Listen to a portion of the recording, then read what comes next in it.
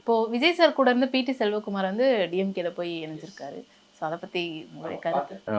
CM முன்னாடியில் போய் join பண்ணார். But இருந்தாலும் என்னென்னா, எனக்கு ஒன்றே ஒன்று சொல்ல விரும்புகிறேன் என்னென்னா, அது விஜய் சாருக்கு எந்த விதத்துலையும் லாஸ் கிடையாது. அவருக்கு தான் லாஸ். ஏன்னா விஜய் சார் வளர்ச்சியை, விஜய் சார் கூட நிறையா வருஷங்கள், நிறைய படங்கள், அவர் ஃபேமிலியோட விஜய் சார் அப்பா எஸ்சி சந்திரசேகர் மரியாதைக்குரிய அப்பா அவர் கூட எல்லாம் இருந்து வந்தவர். புலி படத்துக்கு ப்ரொடியூசரும் ஆக்கினார் விஜய் சார்.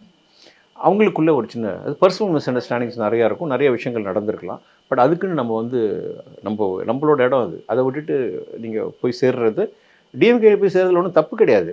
பட் பிடி செல்வகுமார் சாரோட மெயின் வீடு, இடம், அவரோட எல்லாமே வந்து இங்கே தான். விஜய் சார் அப்பா கூட, விஜய் சார் கூட.